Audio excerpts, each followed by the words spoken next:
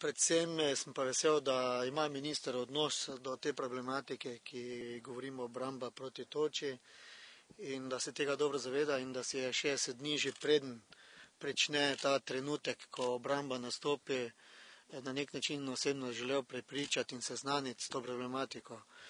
In spoštovani kolega, minister, hvala lepa, da ste prišli na to območje, da ste zaskrbljen nad vremenskimi neprilikami, ki kakorkoli v zadnjem času zaradi klimatskih sprememb obdajajo Maribor, Mariborsko regijo in severski del Slovenije.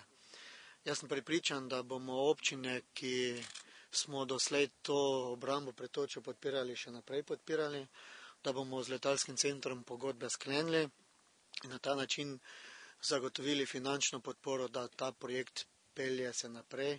Predvsem pa si seveda želim, da najdemo finančne vire in možnosti v nekaj naslednjih letih, da bi poskušali še zagotoviti dodatno letalo, ali najti kakšno drugo rešitev v državi. Če lahko v sosednji državi Avstriji krepko se borijo z letali proti toči, potem sem prepričan, da se lahko tudi v naši državi in jaz mislim, da smo na dobri poti. Ministrstvo za kmetijstvo je v zadnjih 2 letih namenilo določeno količino sredstev tudi za pripravo točemernega poligona, kjer se pač izvajajo določene študije, da se ugotavlja ta intenziteta. Istočasno bi pa radi tudi bolj preverili uspešnost zaščite tudi kmetijskih pridelkov pred točo, seveda z avioni.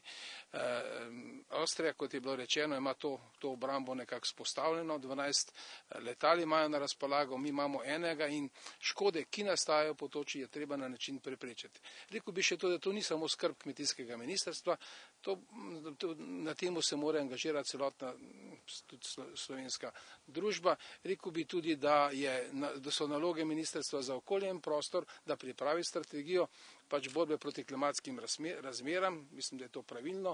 Ministrstvo za kmetijstvo je svojo strategijo pripravilo, delamo akcijski načrt, ki bo vezan izključno za področje kmetijstva. Radi bi pa intenzivirali nekako ta del obrambe, poleg drugih ukrepov, ki jih imamo za varovanje in pa seveda zaščitne mreže, in da menimo, da je trebno resnično pridobiti pravo strokovno mnenje uspešnosti zaščite pred točo z letali.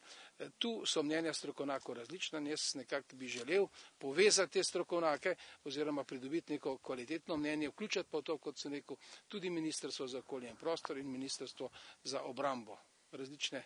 Različne cilje pravzaprav imamo. Današnji dan oziroma današnje srečanje kaže na resen odnos ministrstva, vlade in pa predvsem lokalnih skupnosti na problem obrambe proti toči. To je problem, ki smo ga predvsem v lanskem letu zelo čutili tudi na našem področju.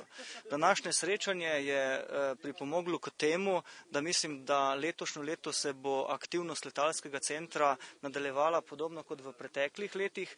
Je pa bilo tudi nekaj spodbudnih besed in predvsem obljuba, da se še pred začetkom same sezone ponovno dobimo in vidimo, ali je že letos mogoče dvigniti tehnološko raven naše dejavnosti obrambe proti toči letalskega centra Maribor na višjo raven.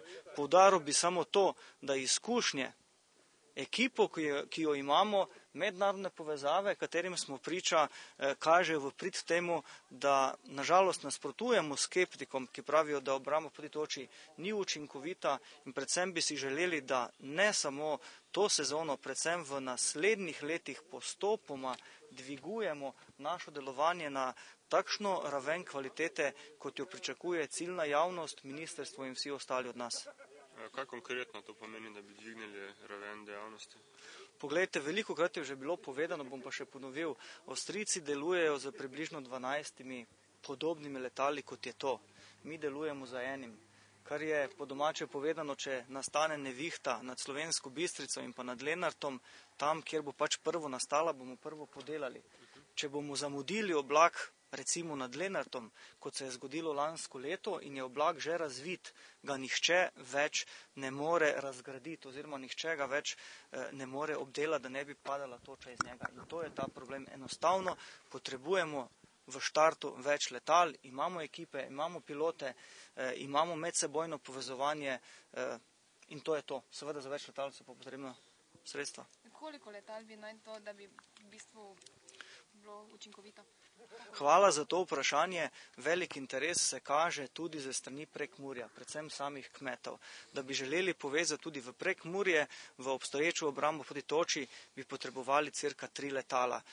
Povezujemo se z Aeroklubom Ptuj, kjer eno takšno letalo tudi obstaja in so pripravljeni se vključiti v sam projekt. Sreča je tudi ta, da smo delno vključevali tudi že njihove pilote v preteklih letih v obrambo proti toči, kar pomeni izkušnje že imamo. Potrebnih je še nekaj sredstev.